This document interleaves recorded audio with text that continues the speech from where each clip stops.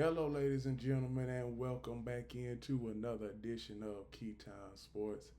Please like, comment, share, subscribe. Keytime Sports right here on YouTube, Key City Sports on Instagram. Like, share, and subscribe there, and also follow the Key on Millions.co. Now, happy Labor Day, everybody. It's been a good weekend. It's been a very entertaining weekend for college football reasons.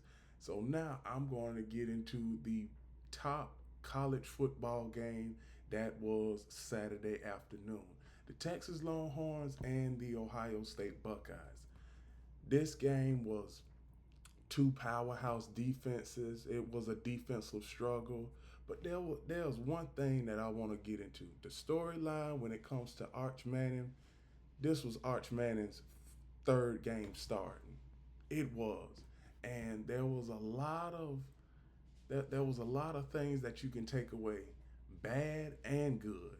But I want to talk about the good. I mean, he was able to, get to his spots, throw the ball with efficiency, but wasn't able to score.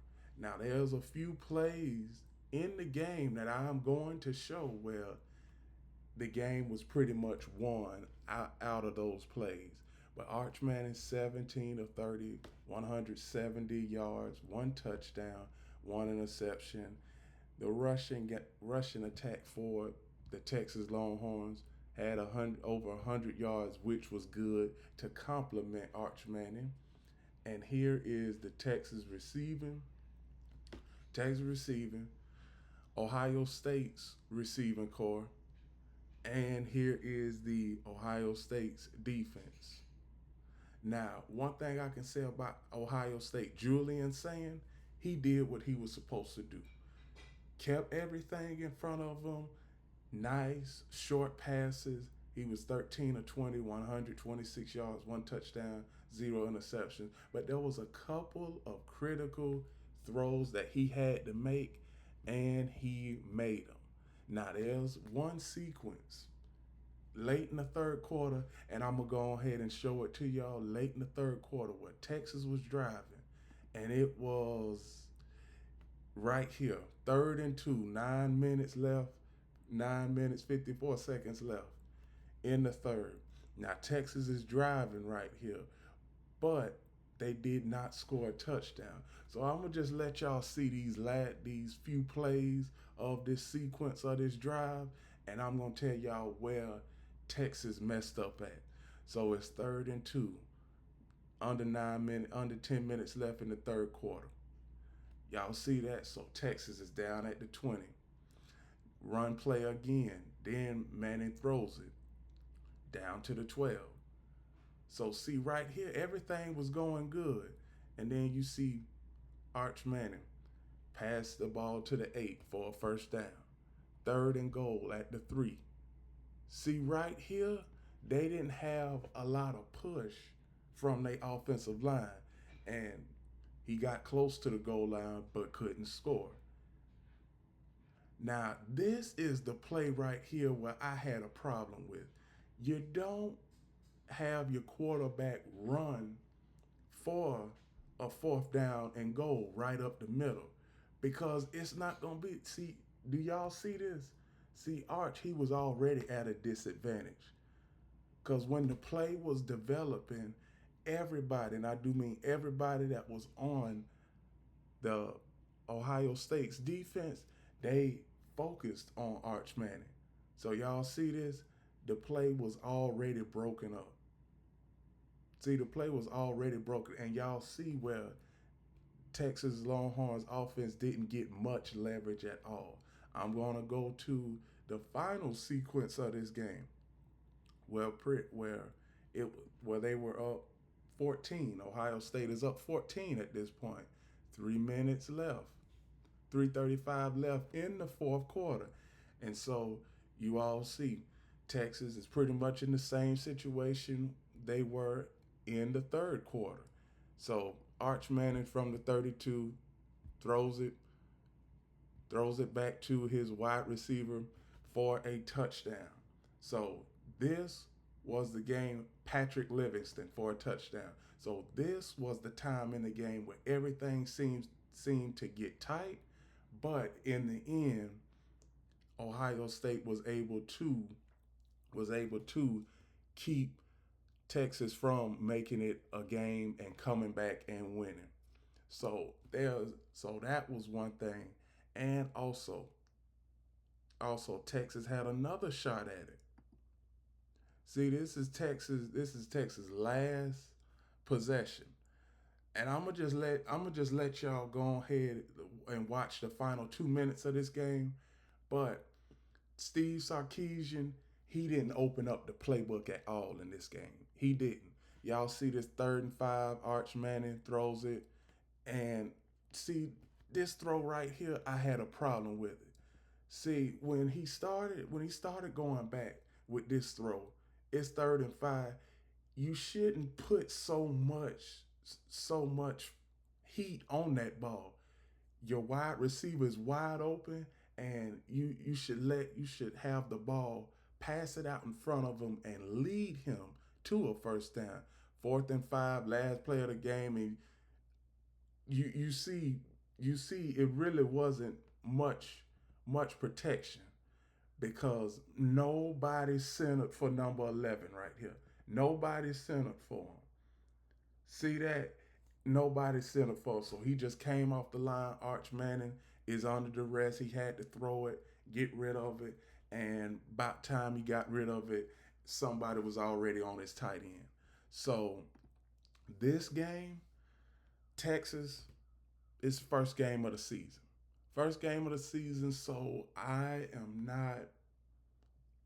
not too concerned of how Texas looked in this game because it's week 1. And like I always say, you cannot judge week 1.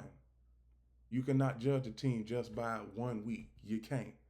That's why I say week 1 is the most unpredictable week in any sport. Any sport. Because you don't know what you have with your starters, you don't know what you have with your backups. So all in all, this was a very good game. I let y'all see a couple of plays. I'm gonna go back to the statistics. I'm gonna go back to team statistics, and I'm going to go on to the next game. And the next game on this list is the Alabama Crimson Tide and the Florida State Seminoles. Now, one thing about this, we already know Ty Simpson, 23 of 43, 254 yards, 2 touchdowns, 0 interceptions. Now, that's good. That's a good stat line, and I predicted for him to have a stat line like that. Tommy Castellanos, 9 of 14, 152 yards, 0 touchdowns, 0 interceptions. Now, Alabama, they started off this game good. They did. Florida State, Thomas Castellanos.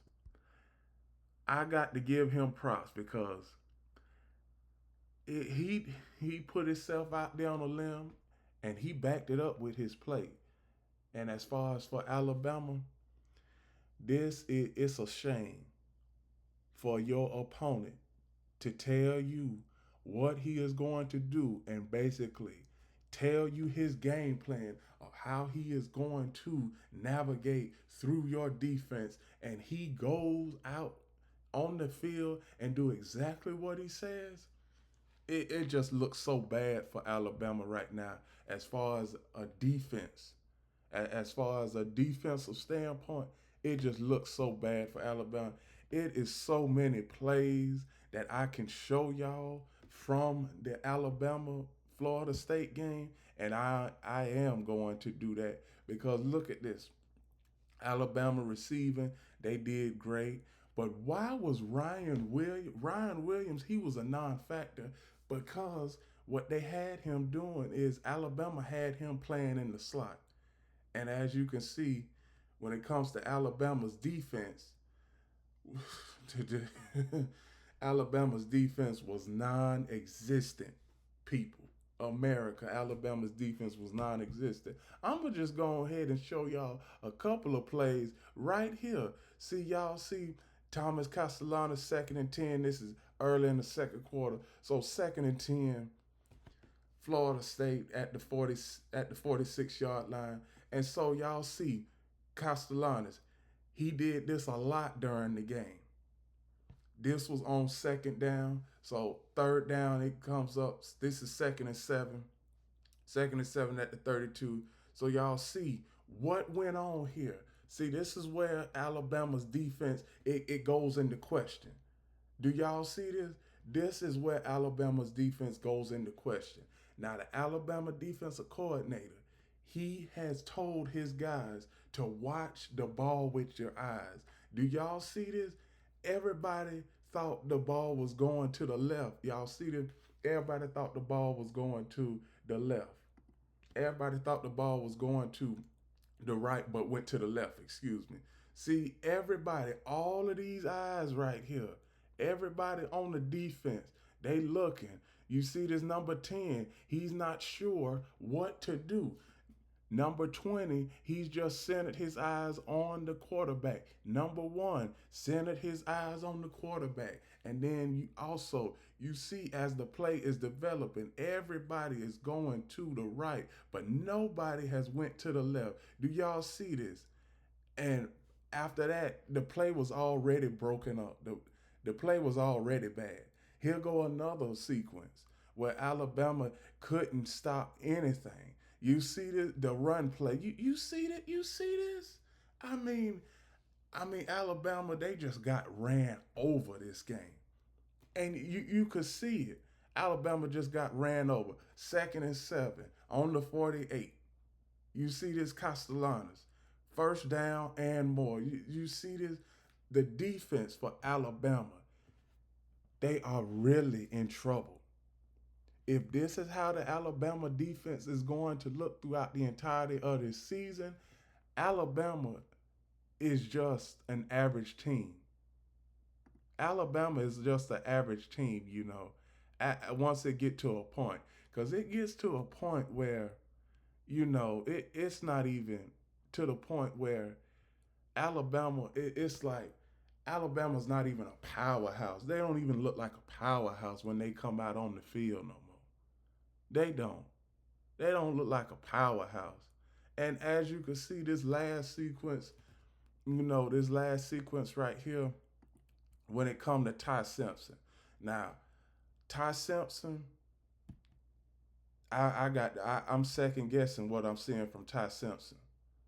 I mean, he had a good play right there, but there was just a lot, and I do mean a lot of plays where Ty Simpson, he really did. You see especially see this is the perfect play right here. You see this?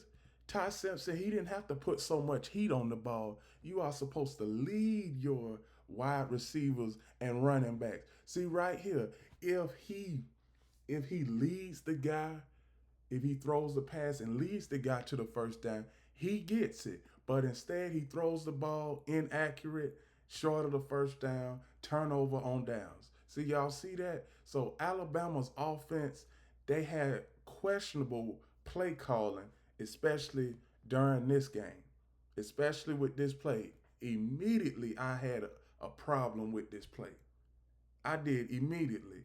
Not to mention, here go another, a defensive lapse when it comes to the Alabama Crimson Tide. I ain't never seen this with Alabama before. Never. So y'all see what I'm saying? Alabama's defense, this is not the same Alabama defense that I grew up with in middle school and in high school. Keyvond Dowell, I'm going to just go ahead and say this. Keyvond Dowell,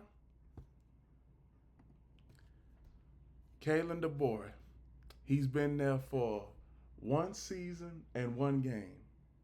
14 games. Alabama has lost 4 games being ranked ahead of their competition.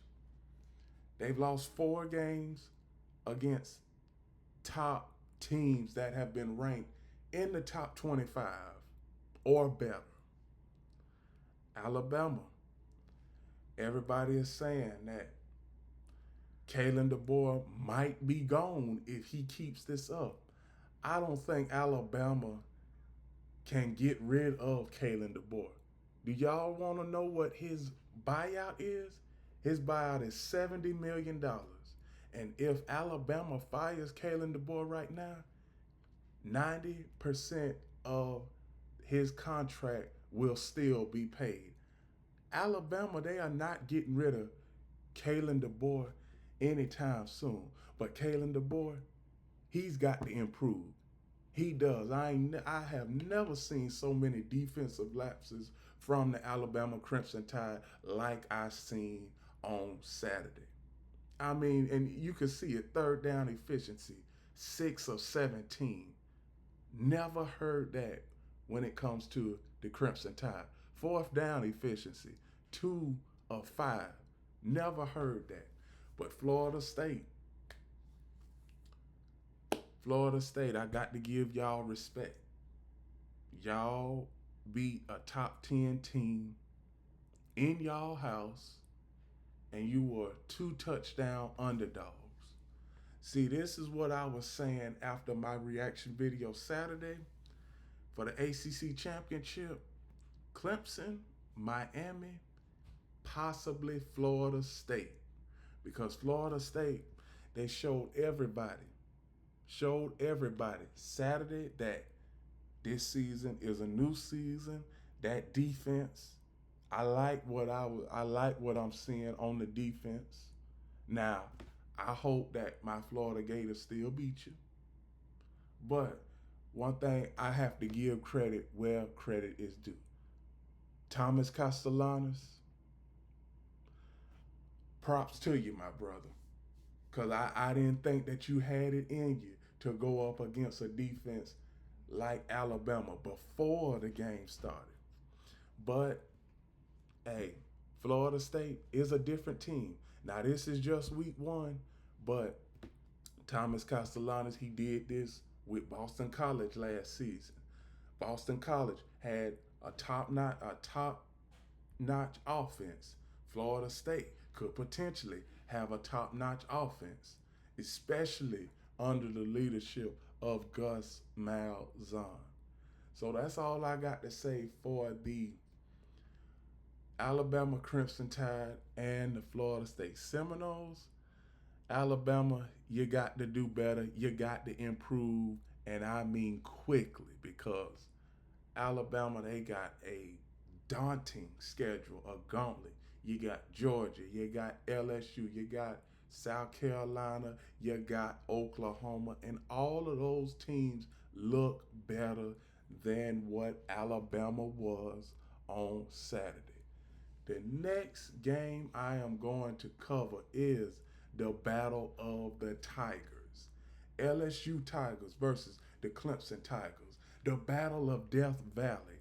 You have Death Valley, and then you got Death Valley Jr. Clemson was the Death Valley Jr. Garrett Nussmeier had a good game. 28 of 38, 230 yards, 1 touchdown, 0 interceptions. I knew this was going to be a defensive game. Cade Klubnik, 19 of 38, 230 yards, 0 touchdowns, 1 interception. The LSU rushing attack cracked over 100 yards. The Clemson rushing attack was non-existent, only 31 yards on the ground, and that was one of the reasons why Clemson lost this game, LSU's receiving corps, over 200 yards. I always say, when you have a wide receiver corps that has over 200 yards receiving, and you have a rushing attack that cracks over 100 yards, that's good complimenting their game. That's a balanced game. That's balance. Now for Clemson, it was just, most of the time I seen it where they was just passing the ball. And both defenses were top notch in this game. They were. Both defenses were top notch. Team statistics. See, this is where third down efficiency, neither one of these teams were good on third down. You had LSU 4 of 11 on third down. You had Clemson 3 of 13 on third down. Fourth down efficiency 0 of 1 for LSU. Clemson 2 of 4. Now there are some plays, momentum shifting plays that went in favor of LSU, and I'm gonna show y'all a few of them. Now, I'm gonna just go right to the fourth quarter, 3rd and 5, 9 minutes left in the fourth quarter. And as you can see, Clemson pretty much trying to go in to tie the game. But that LSU defense, I got to give LSU defense credit because over the past over the past 3 years, LSU's defense has been nowhere to be found. But on this play, the LSU defense stepped up and showed out. 3rd and 5, Clemson, they had to punt on 4th and 5. So y'all see this, LSU has a different kind of defense this year. And as you can see, you see this, as you can see that as they're lining up, everybody is focused on where the ball is. Everybody. See, you didn't get this last year or the year before last. As you can see, Klubnik gets the ball, everybody isn't fooled, everybody is covered, all the wide receivers for Clemson is covered. 4th and 5. Now here is the deciding factor for this game. 4th and 5, and you can see where defensively LSU came up, rose to the occasion again. See, the Tigers, they could have easily got that first down, but defensively, they were fighting for the ball, and it ended up in a drop. So LSU, we got to look out for LSU this year because their defense came to play, and as you can see, the defense is going to neutralize offenses that they play this season. They are.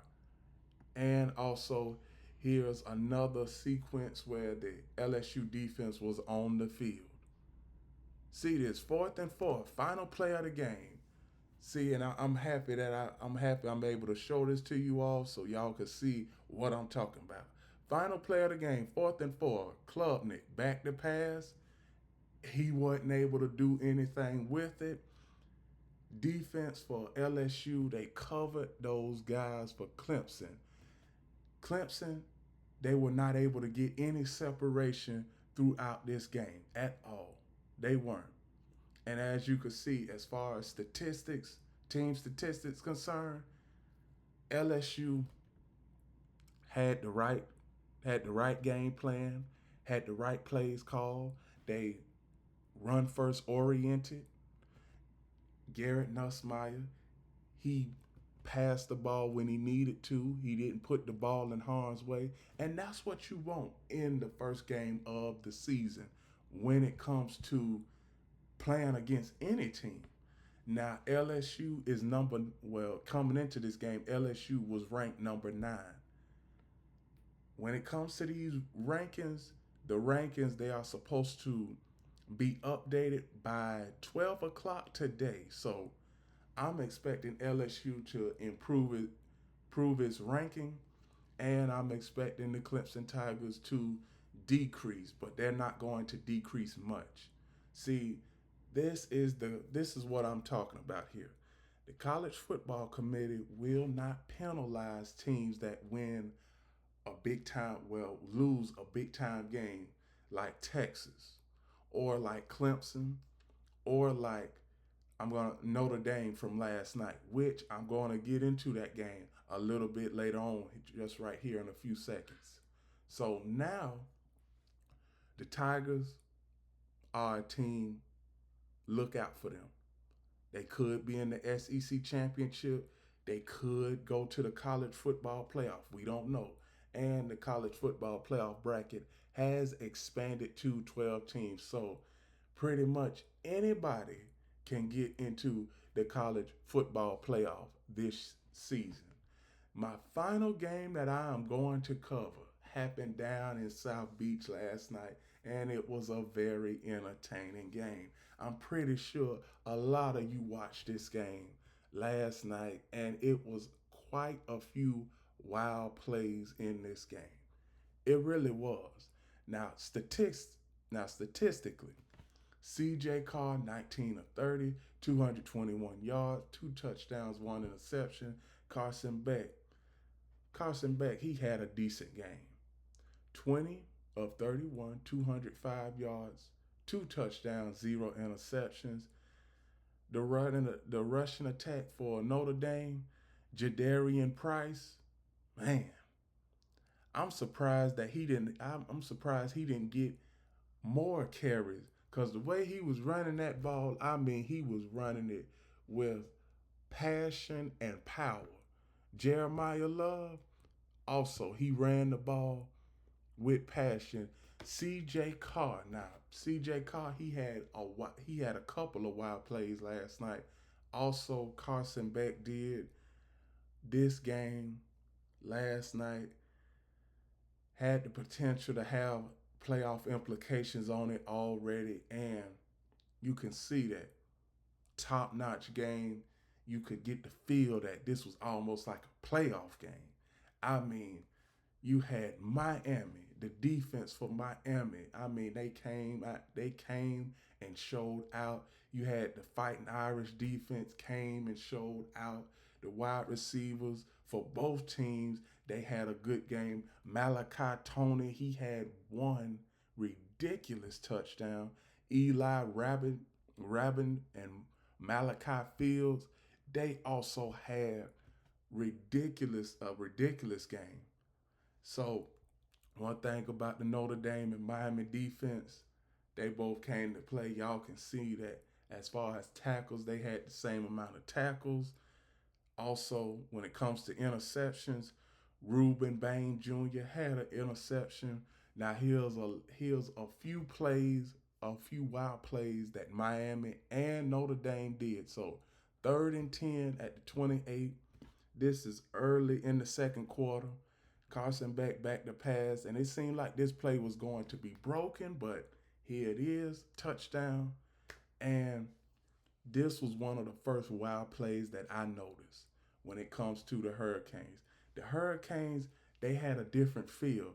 And as you can see, broken play, most of the time, these plays end up being intercepted. You see this? He kept his eyes down the field, threw the ball, had a guy, led a guy, and see, this is just ultimate confidence and trusting your players to get right there to that specific place. Now, as you can see, the running game for the Notre Dame Fighting Irish was pretty good earlier on in the game. It was. It was pretty good earlier on. And as you can see right here, Jeremiah Love, you see he get all the way down to the 3-yard line. And this is the play, 3rd down, CJ Carr. I actually thought, I'm like, man, what you doing? Because this play could have went negatively, but he kept his eyes down the field. And look at this. I mean, you can't write this up in a play. You just can't. So Notre Dame, Malachi Gilbert, touchdown. Notre Dame, they are going to be one of those teams that are just going to be in the thick of things come December and January in the college football playoff. Miami, one thing about Miami, as far as getting to the ACC championship game, only competition that Miami has is Clemson and possibly, I do mean possibly, Florida State. That's all I can say is Florida State. Now, there's another sequence in this game all the way in the fourth quarter. I'm going to go to the fourth quarter. This 3rd and 8 right here. Now, this 3rd and 8 right here, this is where Miami could have lost this game because Notre Dame was in the process of making a comeback because Miami's offense, they had went cold for about a good, I'm gonna say 8 minutes. And then you see CJ Carr right here. He busted play, gets a 65-yard gain off of a busted play, and all the way down to the 10. And within the next few plays, they scored a touchdown. And as you can see, the Miami defense, I'm always skeptical when it comes to the Miami defense. You see this? This is right here where they had those five guys that focus on the quarterback. But you see these two guys right here? These two guys are focused on their matchups and only their matchups. See, all of these guys right here, they have got to be focused on the quarterback as well. This guy, he focused on the quarterback. Number 0 focused on the quarterback. But these two guys, the cornerbacks, they not really focused on the quarterback. And as you can see, pretty much a busted play. Nobody was focused on the quarterback.